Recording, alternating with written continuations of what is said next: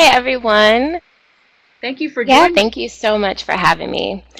So now I'm just going to talk through what the purpose of this webinar specifically is, and it's to explore the cultural implications of women with substance use disorders. Now today, as we go through talking through the LGBTQ community, we'll be learning and reviewing maybe a lot of new terms that are supportive for and inclusive of all women. The series will provide providers with information and skills to encourage, empower, and educate women in treatment and recovery support from a cross-cultural perspective.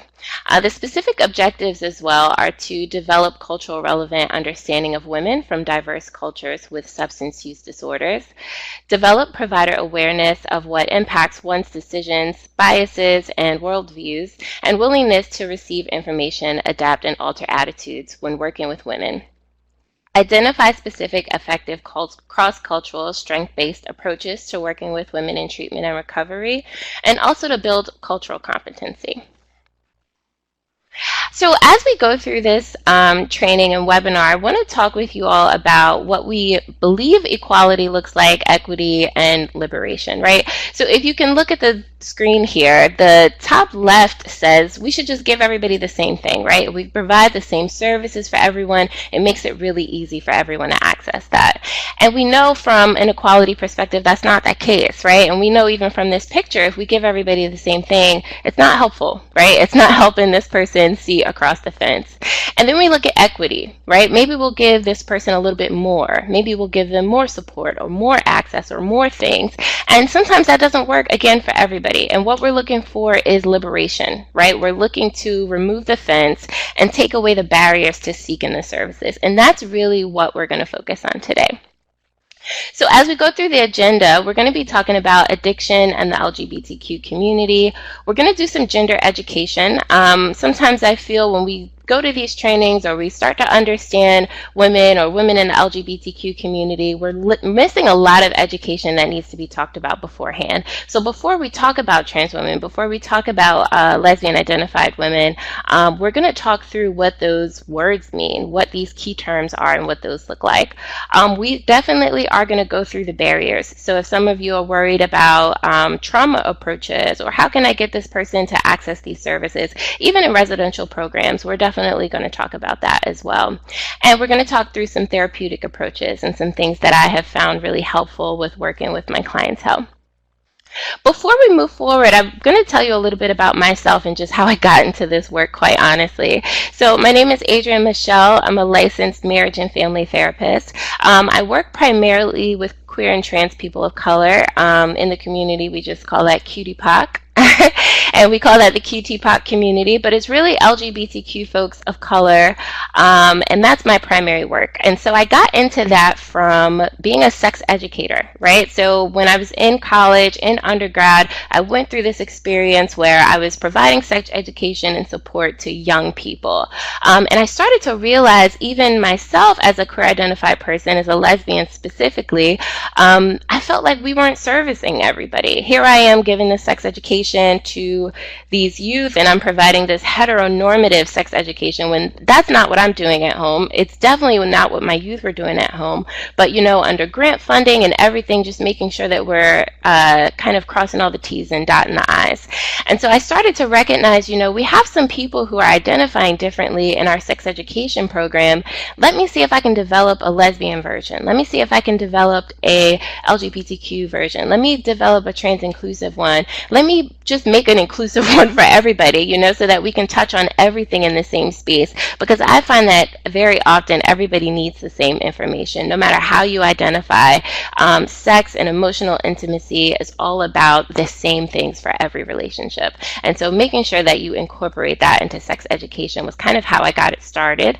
I've worked a lot with HIV education, and especially that within the LGBTQ community. And then I wanted to go to school and pursue sex therapy, basically to help folks provide more of an inclusive space in their room, help get through the barriers of intimacy, but really work with the LGBTQ community around that. Through that, I've worked with many organizations around substance abuse, around gender and sexual diversity, and so I'm often providing education and support around that. So it's just a little bit about me before we jump in and get started. So specifically when we're talking about addiction in the LGBTQ community, there are some things that I believe people should really know, right? And so one of those things is 50% of substance abuse counselors don't have any formal training on LGBTQ issues. And I find that it is very oftentimes the barrier, right? It's hard to engage with someone when they have to educate you on their identities, on their support systems, or lack thereof. And so as a systemic therapist, it's really important for me to examine the systems that are in place and the identities that my clients have. And that way I know I'm able to better relate to them, better reach them, and better understand the treatment that they are going to need. So one thing is that members of the sexual minority are twice as likely to use drugs as the general population. And so I find this as a part of being a sexual minority and the stress that comes with that. And so one thing I want to state is that one of the first things that LGBTQ folks get, one of the first places where we can feel supported and understood and seen and around people who look like us and love like us, that's a gay bar. Just naming it specifically, I know that was my first experience. That's many people's first experiences, and definitely my clients' first experiences, right? Finding a space where we can all just be ourselves and be together, whether that's a specific club, whether that's a specific bar, or even someone's house, right? And so it's very important that we first recognize how small these gatherings are, right? How small these gatherings have to be and how private and quiet they might have to be. And so one of the first organizations I worked for was called The Attic. And it was called that because it was really in the attic of a house. And it was for the LGBTQ community before we had community centers and things like that. And it was because you wanted to make sure that you were safe and hidden, right? And so even recognizing that, the sign for the attic was very small and down an alleyway, right? And so making sure that people feel safe is going to be the most important thing. And it just so happens that that place ends up sometimes being bars or being places where you're already being very private, very secretive. And we know that that's where addiction can really start, right? If you're only finding that there's one place where you can be yourself, very often that's going to be time where you start to use drugs or you start to drink or you start to do things that are, again, still things kept private and within the community. So the next things are that the problems really start early, right? So LGBTQ adolescents are 90% more likely to use substances than their heterosexual peers. And I say that again because when you talk about somebody's story, you talk about living out loud, you talk about this time in your life where you're supposed to be an adolescent and carefree, but hiding a secret, right? And so I think that we all know what secrets can do to us. And when we don't pay attention and we don't know our triggers, that's when things start to fester. That's when we start to figure out, oh my gosh, what's going to be my coping mechanism? If I'm home, if I don't have support around me, I can't tell my family, I can't tell some of my friends, what's going to be my coping mechanism, right? And sometimes it might be substance abuse. Sometimes it might be self-harm, right? Just figuring out how can I cope and also hold this secret. And so adolescents are definitely 90% more likely to use substances than their heterosexual counterparts. Okay, 26% of respondents of the National Transgender Health Survey had abused drugs and alcohol in response to rejection by their families, right? And so when we talk about the LGBTQ community, and also specifically when we talk about the trans community, we're going to talk about what that gender expansiveness mean and why that community realistically are doing that as a response to not feeling accepted, not feeling supported, not feeling understood, right? And so sometimes we do this exercise around loss, right? What would it be like to lose your mom? What would it be like to lose your best friend, even for months at a time, right? And that causes a lot of depression. That rejection can cause a lot of just self-hatred, and just having these oppressed identities can feel like, wow, how am I going to get out of this? How am I going to see my way through, right? And so very often that's going to be the first coping mechanism. So again, when we talk about this abuse, we're also talking about how 42% of transgender folks report verbal or physical abuse, right? Or denial of equal treatment when visiting doctors. And so very often someone may not want to ask more questions, especially medical providers. Even in the healthcare profession all across the board, I find that when I do education for providers, the main thing that they say is, I don't want to mess up. I don't want to make a mistake. I don't want to do something that's going to offend. And so they don't ask the questions that they need to, right? And so this fear or this lack of education makes the provider worried about what they're going to do with this client. But this client is also sitting there like, yeah, I have these issues. I'm wondering if I should share them. I wonder if they're going to ask me the necessary questions. And very often they're kind of rushed out of the door, right? And so we kind of miss the verbal abuse that might be happening, the physical abuse that might be happening in that community, or the denial of the equal treatment that you're supposed to get when you go to the doctor. And so making sure that you're being responsive on that. The next thing is that 7.3% of U.S. treatment centers offer specialized programs for LGBT clients, right? So 7.3%, and that's not a lot, right? And so figuring out, how can I go someplace to seek treatment if I'm not going to be supported there, right? That's going to send me into another spiral. And very often this community may not want to seek treatment because of that fear, right? That fear of, are they going to understand me? Are they going to support me? I'm originally from New Jersey and Philadelphia, and so something that used to happen a lot in Philadelphia was that a lot of the treatment centers were around or close to church facilities, right? And so not that the LGBTQ community is fearful specifically of religion or church communities or anything like that. But the fear is that those communities may not be welcoming, right? And so recognizing when you're sending someone to a residential treatment center, when you're sending someone to get support, to seek services, even to a therapist, are they educated around LGBTQ folks? Are they going to know what these words mean? Is it going to create more stereotypes or more stigma for this client? Are they going to feel comfortable coming back, right? And so figuring out how can we welcome these communities.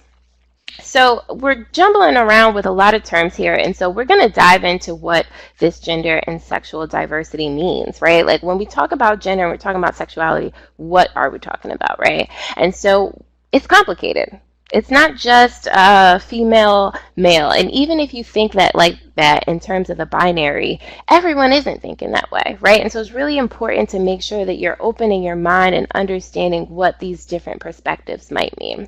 So when we talk about gender, again, it's going to be complicated.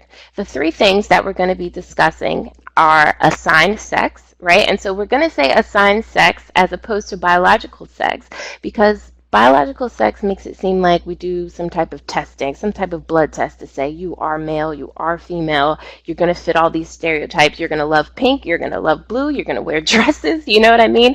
And that's not the case, right? We know that we are assigned a gender at birth.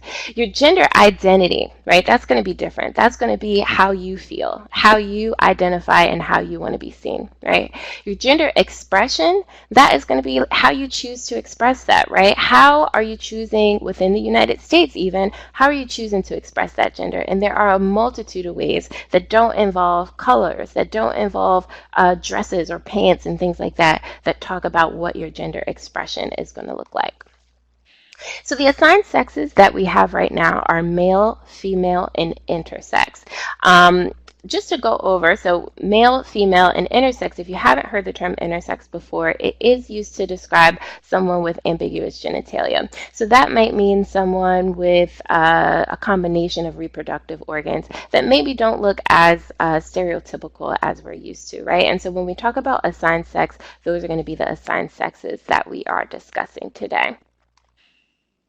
So the term cisgender, right? Cisgender is a term to refer to someone who still identifies as the sex that they were assigned at birth, okay? So when I introduce myself, I very often go, hi, my name is Adrienne Michelle. I use she, her pronouns.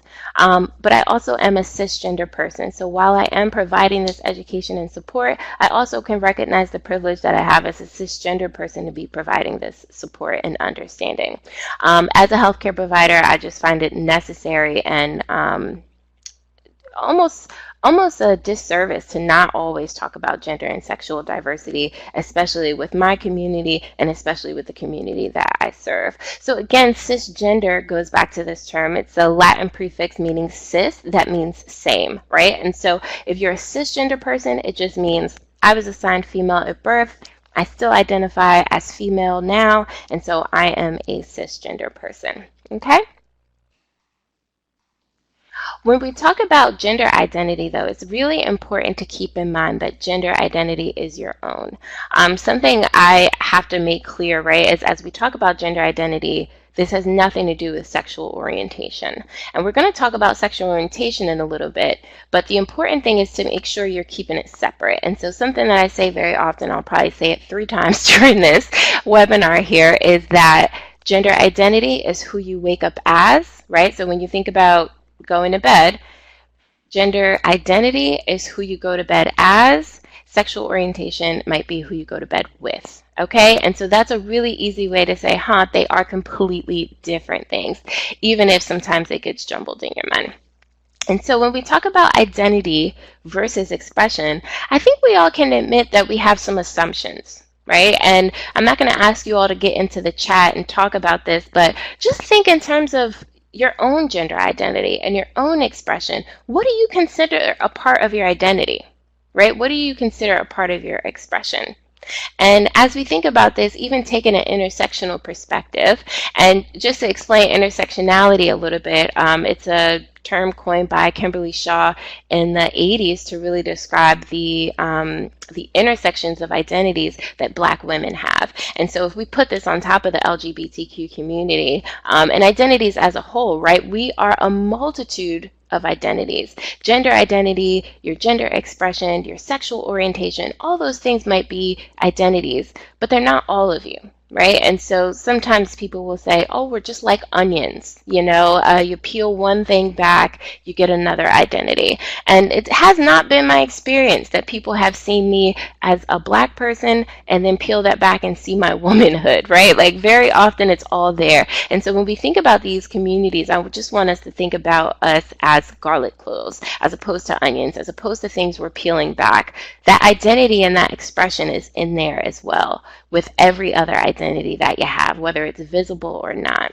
And so when we talk about identity versus expression, here in the United States, let's say we think a person who wears a dress, makeup, we automatically assume that they identify as female, right? Somebody who wears a suit, wears a full beard, we automatically assume that they're male, which is not the case, right? And it's not how people are identifying, and especially not how young people are identifying right now. So it's really important that we examine these stereotypes and these biases that we already have.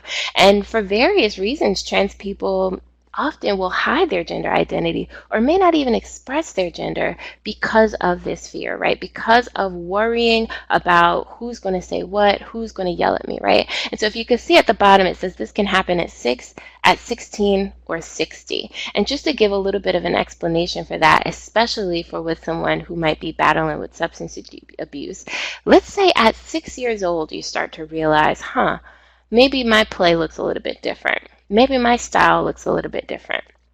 And that's, of course, from the community that you're surrounded by, right? And so recognizing that if we are surrounded by these heteronormative people, these cisgender folks, and you might identify outside of that heteronormativity, outside of that gender normativity, you might think through, what's going to happen to me, right? Am I fearful of expressing myself? At 6 years old, you may not be. But what happens when we're 6 years old? Right? When we're 6 years old and not scared of anything, maybe not worried about how someone might feel or say about things, and then maybe I'm a little boy and I start to play with a doll. And someone says to me, you can't do that, or you shouldn't do that, right? That's shame. That's shame that immediately comes forward in that person, right? You think through what that might do to someone between 6 and 16. Right? And what are the major milestones that someone might be going through at 16? They may be dating, right? They may be having friends, they may be having sleepovers, they may want to, go out on these double dates or group dates that friends are having. Very often, somebody might reference even the locker rooms and how different those are, sports teams, how different those are, prom, right? And the ability to take your significant other or your partner, the ability for your family to see that, right? That's 16. And even at 60, right? Even if you are 60 or over, and thinking through the identities that you have then and what life is going to look like at 60 at that point. What if you want to move to a different space? What if you want to move without your community, right? And so what that inside oppression might look like.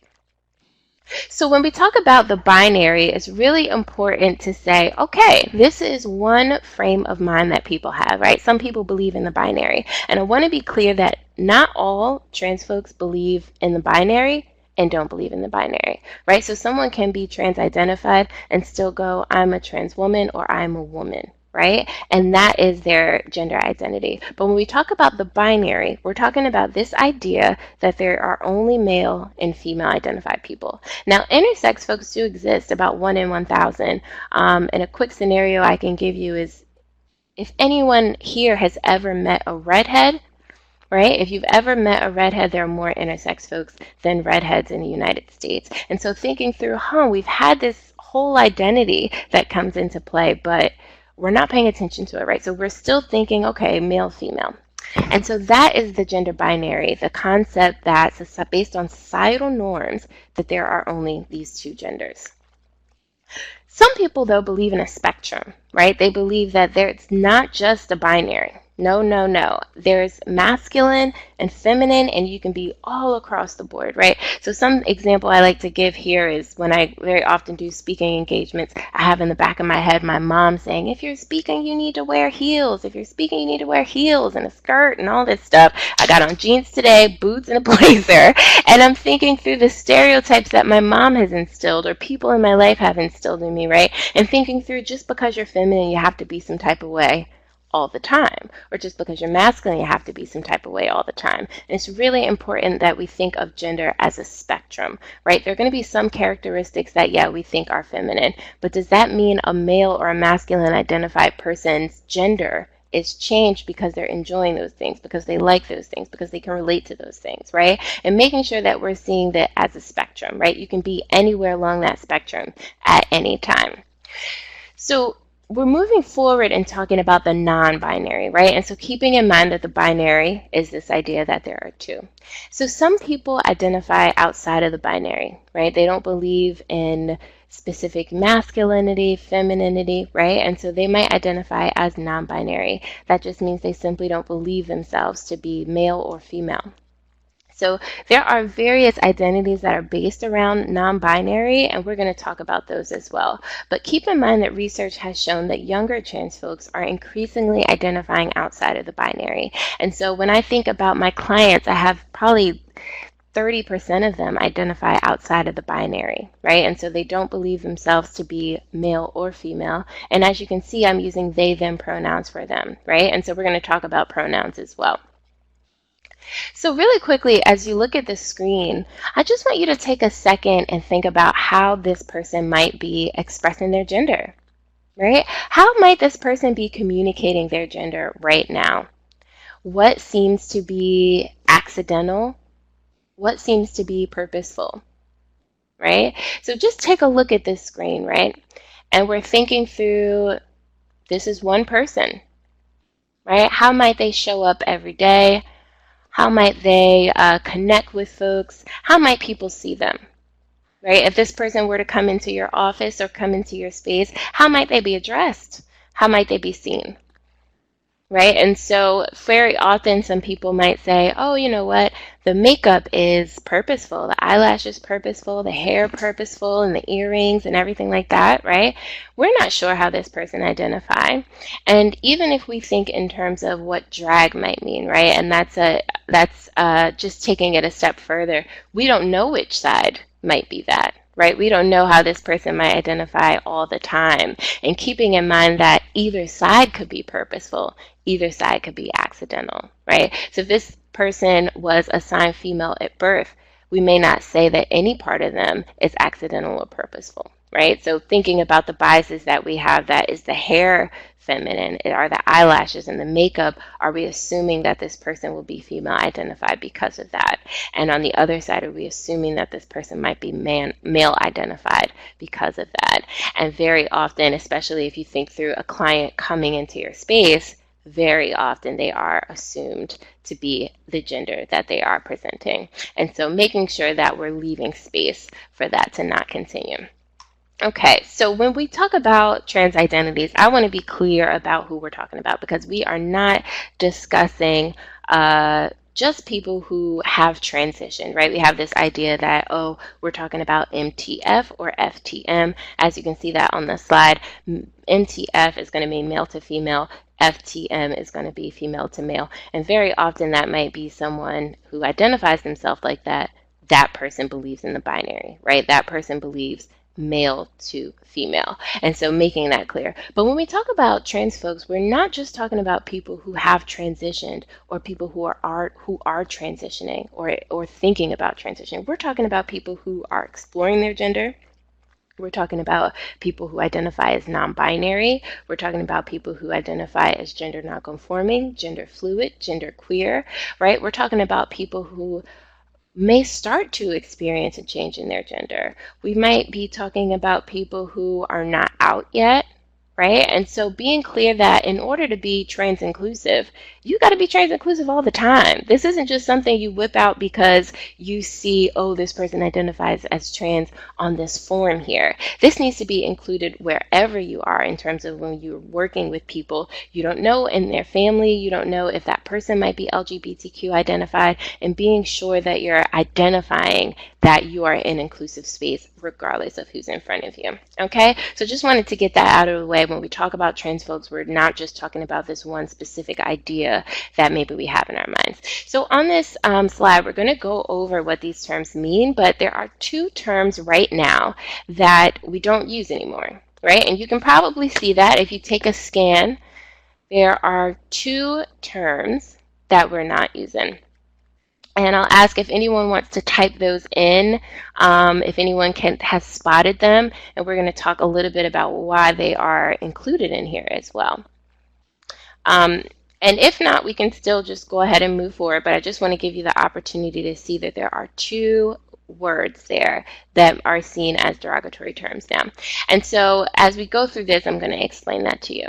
So let's start with genderqueer. Right, so genderqueer is going to be a term used for someone who has a queer identity in terms of their gender. Now, queer can mean a multitude of things, and so it's really important that you're asking your client, hey, what does that term mean for you?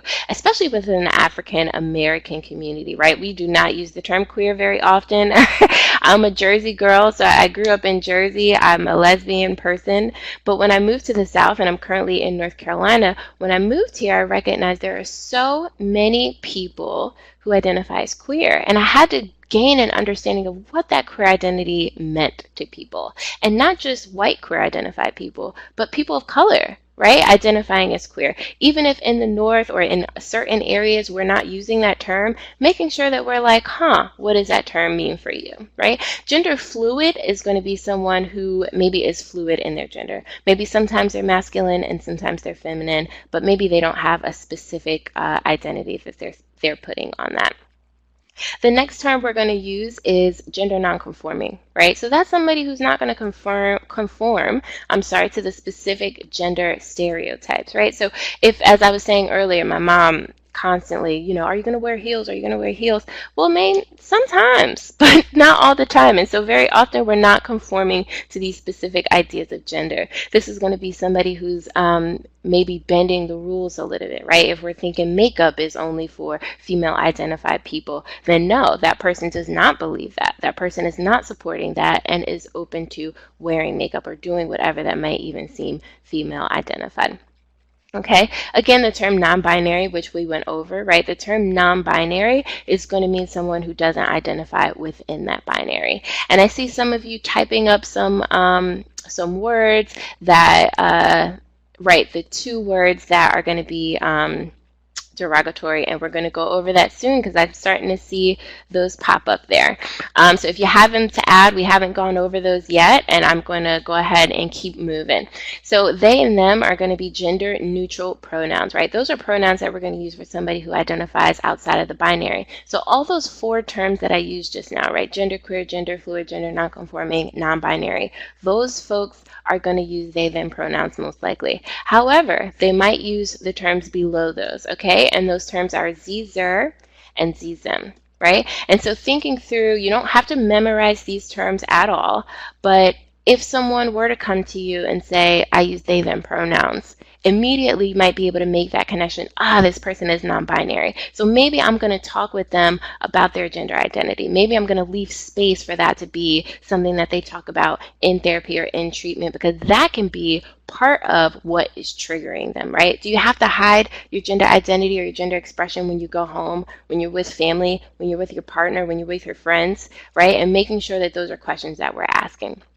Transgender. So that's going to be someone who identifies themselves as transgender. And really quickly, transgender is just like that term cisgender, right? But if you were assigned a certain gender at birth, you no longer identify that way, right? So underneath the trans umbrella, we have trans women, we have trans men, we have people who are non-binary, gender fluid, gender queer, and all of those terms, because they do not identify as the gender that they were assigned at birth, right? And so as we keep going, we have the term transsexual. That's going to be one of the words that we're not using anymore. So transsexual is a word that we don't use anymore, and that is a derogatory term. However, if you have clients or you have patients that where English is their second language, there may not be a term like transgender in their native language. And so being mindful that some people are still using the term transsexual. That's the only time that you should be, I guess, confronted with that word. Again, maybe that's not a term that you're using back to people at all, but if someone identifies that way, that would be probably the only time that you're seeing that word. MTF and FTM, again, we went through that, male to female and female to male. That's going to be someone who is going through with their transitioning process. And again, that journey can be any type of way. Okay. And transgender, again, is not for someone who has transitioned medically or anything like that. So when we talk about trans identities, again, we're talking about non-binary folks. We're talking about people who may not even have surgery. Probably 72% of trans people do not want or have any type of surgery. And so it's really important that we keep that clear. Just to make sure I understand, someone who is transgender is not necessarily for someone who has Exactly. It doesn't necessarily mean somebody is wanting to transition in this specific way. It doesn't mean that they want this surgery or that surgery. It doesn't mean that they want top surgery or they want breast implants. That's not what that means, right? So someone who is transitioning or identifying as trans, their gender identity and that journey is their own. And just be mindful that we know as medical professionals, it's expensive. Surgery is expensive. So the fraction of people, trans folks, who actually do want surgery, and the fraction of trans folks from that community that can actually afford the surgery is going to be pretty high. And just to give you some numbers, top surgery runs about $8,000 to $12,000. A vaginoplasty runs about $12,000 to $15,000, very often not covered by insurance, okay? And so these are out-of-pocket costs if someone is looking to receive these services, okay? And if you have questions about that, we can talk about that as well. And so some pronouns that people might be using are going to be she, her, he, him. We know those as pronouns for feminine and masculine folks, okay? When we look at two-spirit, so two-spirit, I did see some of you point that term out as something that we're not using. And two-spirit is just a term used within Native American communities, right? And so if you are not two-spirit, if you're not Native American, my apologies. If you're not Native American, then you're not using the term two-spirited, right? And so that is a term specifically for that community to talk about their transgender or their trans identities. Cross-dresser, that's the second term. Right? Cross-dresser is going to be the second term that we are not using anymore. That too is a derogatory term, again, unless your client or your patient specifically identifies as a cross-dresser. So of course I do have a few clients who might identify as cross-dressers, but that's how they identify, and that would be the only time that we use that term, and we're only using that term when we're discussing their cross-dressing. And so agender and third gender can be kind of similar. So agender means that they maybe don't identify as a specific gender. Third gender might mean intersex, might believe that they believe in a different gender, right? And so there's actually this wonderful article, and it's called The Five Sexes. I can't think of the name of the person right now, but I'll write it in the spot here. And it was called The Five Genders, and it talked through all of the different reproductive organs that people have, the most general kind of intersex identities that come through, and realistically talking through there should be five sexes, but I won't even get onto that. But we're talking about the trans umbrella. These are the identities that we are discussing. Okay? So to talk about gender specifically, I find that this is really helpful, especially for young adults when they are struggling to talk about gender identity and sexual orientation. Again, making this a part of their practice, because you start to learn more things about them, right? If I'm asking somebody, what's your gender identity? Let's look at this scale here. Let's look at this gender unicorn, right? And let's see how, there are dots here. And you can kind of just on a scale kind of see through what that might look like. And so even under gender identity, it says female, woman, girl, and it has male, man, boy, and then it has other genders there. And so for people who are talking through or wanting to see, what is this? I haven't had time to think about my gender identity. I haven't had time to really think through this and really talk through, hey, why might it be uncomfortable for me to go home? Well, maybe because they're African American female and they dress more masculine and their family makes fun of them for that. And so that can be something that triggers them, right? When we talk about gender expression and presentation, keeping in mind that those can be different and allowing your client to really explore that, especially as an LGBTQ person, is going to be really important for their treatment. Again, they're sex assigned at birth. And so the two things that I do want to say about the sex assigned at birth is that people use the terms AFAB or AMAB, right? And so that's AFAB or AMAB. And that means assigned female at birth, assigned male at birth. So let's say you have a patient come into your space. They say, hey, I'm an AFAB person, but I identify as non-binary. That gives you information about them, right? You know immediately they were assigned female at birth. You also know that they use they, them pronouns. That can sometimes be the biggest barrier to treatment, getting someone's pronouns correct, right? Understanding them as a whole, right? And making sure that they're able to see through what those different identities look like.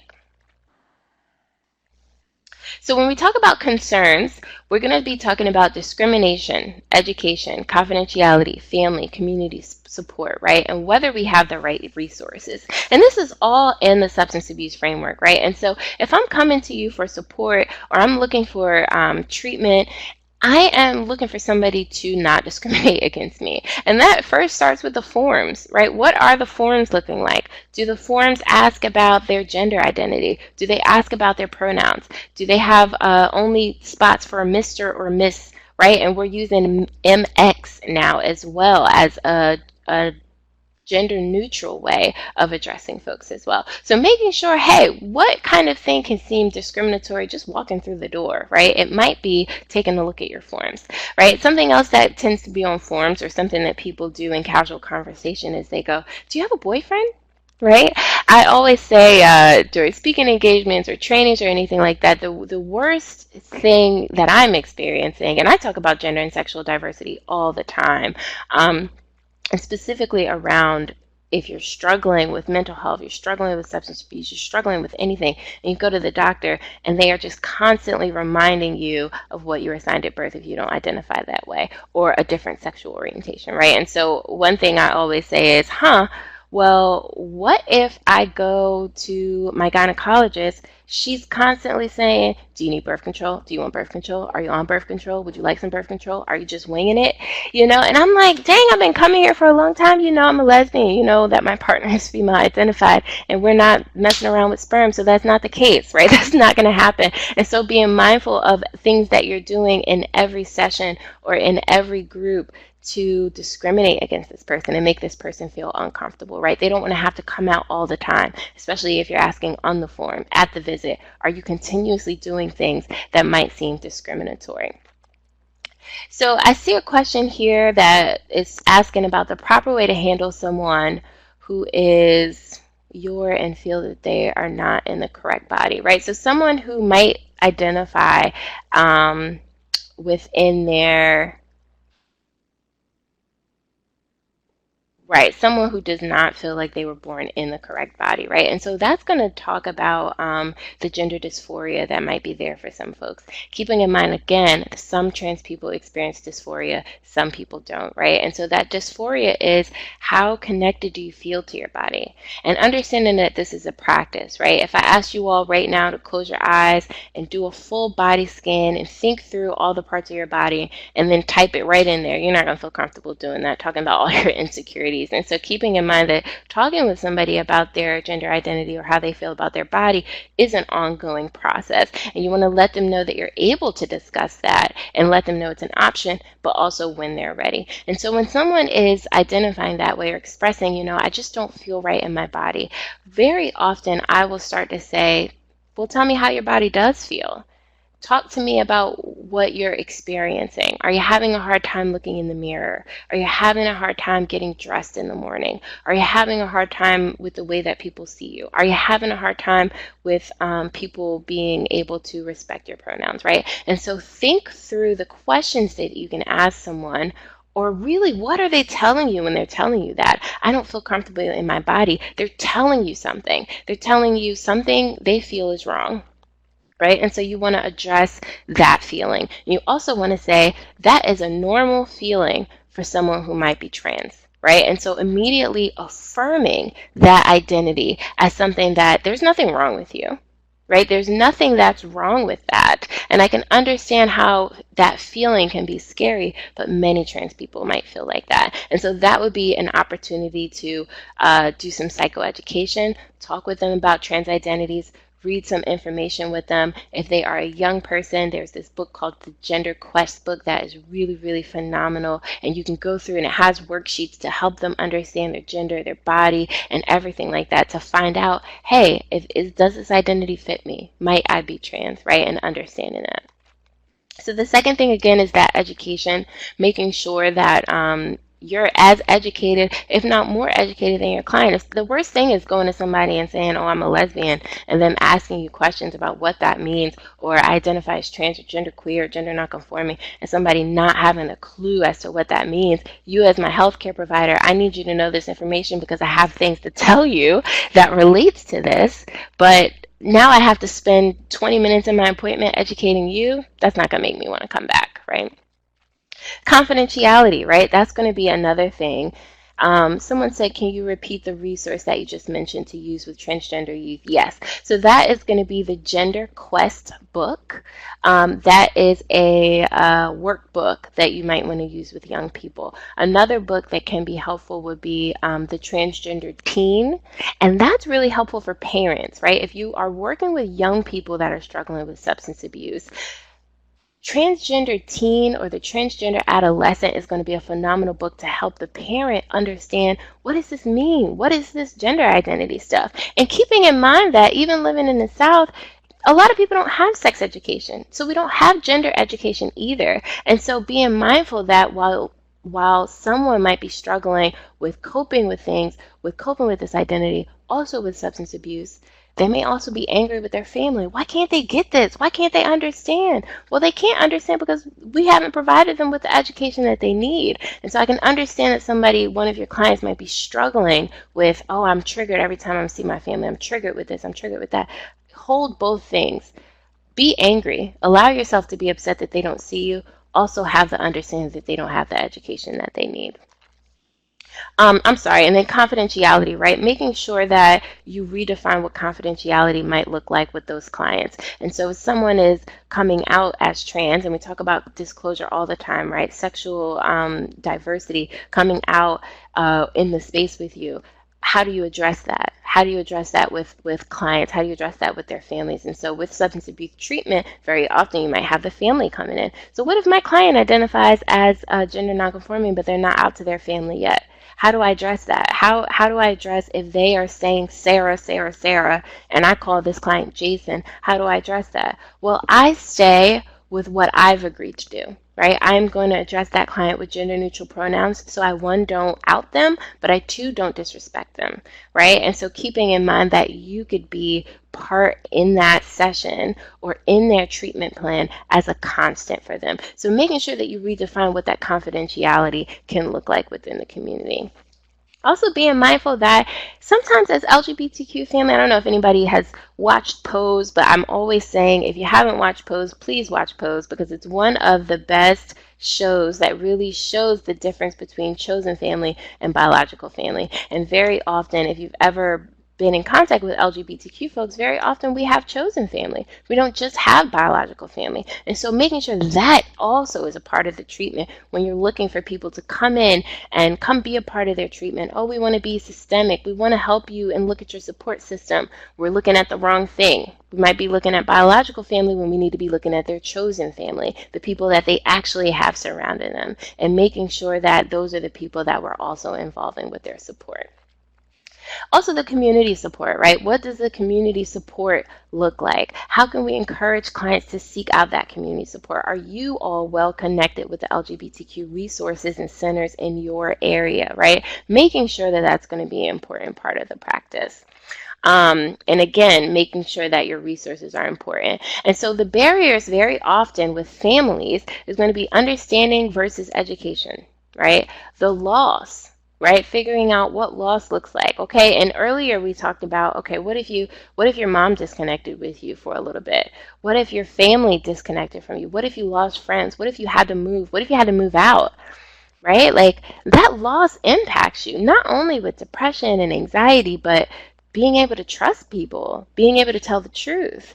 And so, again, another part of treatment where building in is my client able to trust me? Are they going to trust me with this information? Are they going to trust me even in a relapse situation? Are they going to trust me to listen to them, to not be combative, to not be angry with them, right? And so being mindful that there are so many barriers when working with families. So we have about 10 minutes left. What I would suggest is if you have some questions, just drop them in the box right there because we're going to start in a little bit going over some questions, okay? So as we talk through therapeutic techniques, you want to be LGBTQ affirming, right? So when somebody comes into my office, if they're saying, I feel like, I'm not the person that I see in the mirror, affirm that. I can understand that. Don't treat them like something is wrong. And don't treat them like they need to tell you this story where, oh, when I was little, I always knew, blah, blah, blah, blah, blah. If someone comes to you and they're trans-identified, then they're trans-identified. What pronouns do you need me to use? And keep it moving, right? You don't need to quiz them or ask them all these questions to make sure that they know who they are, right? You accept them for as they come. So you want to be affirming. The next thing you want to do is make sure that you're intersectional, right? And I could go deeper in this if we had more time, but typically in my trainings, we talk through what intersectionality can mean for so many clients, right? If someone's 21, what are all the things they could be going through? If they're African American, add that into there. If they are dealing with addiction, add all of the things that could be in there. So many things that you need to be intersectional about. And also family-based attachment therapy. That is the most helpful with LGBTQ adolescents who are struggling with substance abuse or struggling with suicidal ideation, right? Being clear that maybe incorporating their family, helping with this education, helping with this support is going to be helpful with maintaining that sobriety, maintaining them being able to tell their truth. Something that can be helpful also that I want to mention is what if you have someone and their system isn't close by, right? What if you have a client and they're struggling with their family, but this is closure that they may not get. Maybe their family is not going to be a part of their life, right? What does that look like? And so making sure that you're able to do techniques like the empty chair, right? And so there's a couch kind of behind me, as you can see. And something I do is I might have my client sit in a chair across from a couch or across from another chair and pretend that their family member is there so that they can at least have that conversation with passion, with anger, with the support in the room, which is me as their therapist, and making sure that they're able to get through to that. So your individual commitments, and I would say today, are to intervene when you're starting to see that someone isn't being affirmed or you're noticing any type of discrimination in your space, in your workspace. Remain mindful. Inclusivity in your curriculum and your events, right? So at your organization or wherever you're serving folks, are you able to incorporate the inclusive events, right? Are you celebrating Pride? Do you know when it is? Are you celebrating the Transgenders Day of Remembrance? Do you know when that is? Making sure that these are things that you're doing all the time. Again, this isn't something that you should be doing in preparation for one client. This should be something that's done all year, all the time. Promote freedom of gender expression, right? Advocate for policy. Advocate for gender neutral bathrooms, making sure that that is in your space as well. Learning the language and dropping the language, right? So as we talked about, asking people if they have a mom and dad, asking somebody if they have a boyfriend, asking somebody about their gender identity, you want to change those words and say partners. You want to change those words and say siblings. You want to change those words and kind of drop the language that's making you kind of focus so much on gender. Because I'm in the practice of seeing mostly queer and trans people of color, I very often am just using they, them all the time until someone might share something different with me. So we have a question here. Someone said, I made the mistake of saying in a conversation that our society needs to be more inclusive and create a space for LGBTQ folks. I was told that this was incorrect because the space doesn't need to be created, but to just be inclusive. Can you talk about that? Why exactly is that incorrect? So there's two sides of that, right? There needs to be space for LGBTQ folks, just as there needs to be space for people of color, right? There needs to be spaces that are specifically geared towards that identity and having communal space because we are a minority. However, just like I'm talking about having inclusivity in your space and not doing it as preparation for one person, being LGBTQ inclusive needs to be all around in every single curriculum, in every single event. There needs to be some opportunity to showcase LGBTQ community, right? And so something as simple as when we watch TV, always looking to see if there's a person of color, or always looking to see if there's a person that identifies as LGBTQ, right? Making sure that spaces are inclusive, but also that we have these affirming spaces that we need. And so even myself, as a lesbian identified person, I go to supervision regularly, but I also go to a supervision that is for LGBTQ people of color because I need those perspectives as well, right? And so I think that there's a little bit more to that story. It's not just incorrect or correct, but I do believe that the inclusivity needs to be around everything. Someone else asked if I can explain the difference between genderqueer and gender fluid. Are they the same thing? They can be for different people. And so keeping in mind, okay, what does gender fluid mean for somebody? What does gender queer mean for someone? And why you're asking, right? So if someone says they're gender fluid, they use they, them pronouns, right? You may not necessarily need to know the specific definition that they have that is different. But they can be used interchangeably. So keeping in mind that it depends on the person. The next question I have is, can I talk about the proper way? Oh, we already went to that question. Addressing the poly community and treatment. Right, so this is something that happens a lot.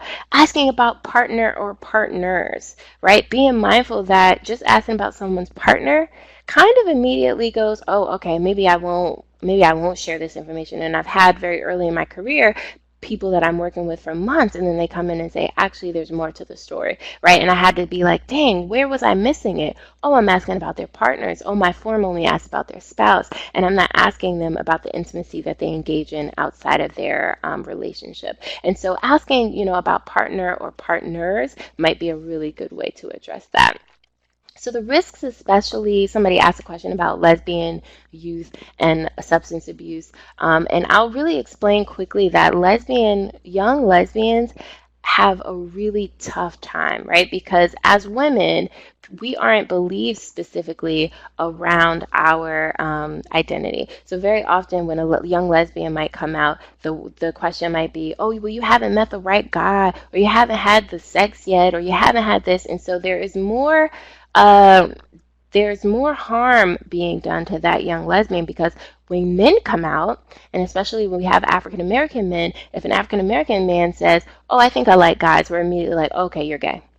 But if an African American woman says, I'm a lesbian, oh, maybe, maybe I haven't met the right guy, maybe experiment more, right? And so young African American lesbians specifically have a really high rate of being at risk sexually, high rates again for substance abuse as well, because they're coping with this identity that people are not validating, that people are not affirming. And so I say, especially for women, to be clear around being affirming in their therapy.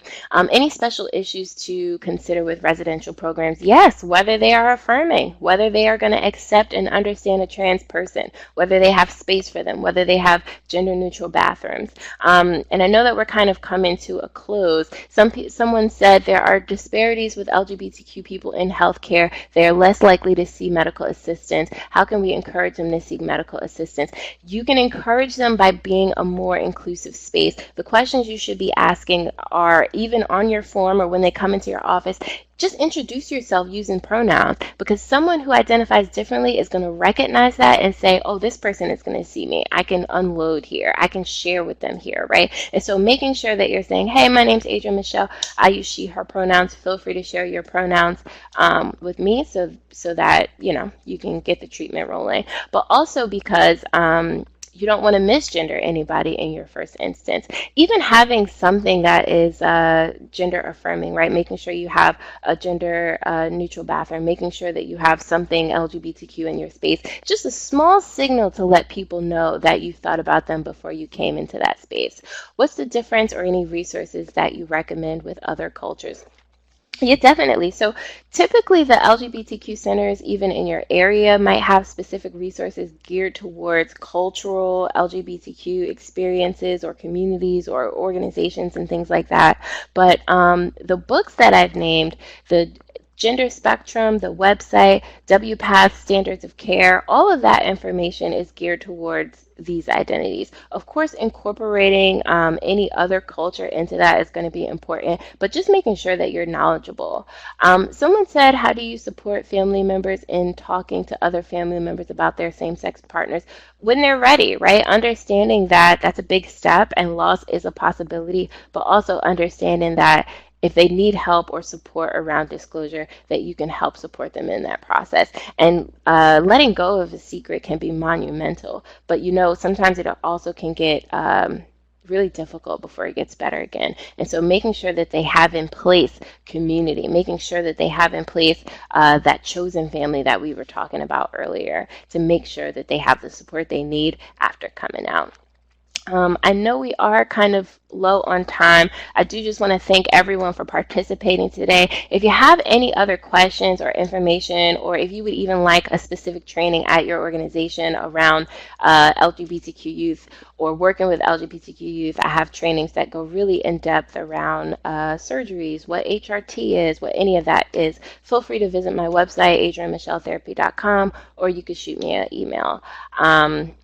So thank you all. I'm going to go through with these questions until they stop me, I guess. Someone else said, let's see.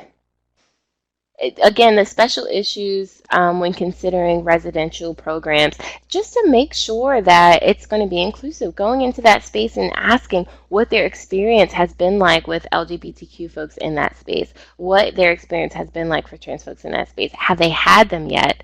And what things are going to look like if you're able to send someone there, making sure that they know what cisgender means, transgender means, gender nonconforming means, making sure that they have all that information is going to be important. All right, so thank you all so much again. I really appreciate you all being here.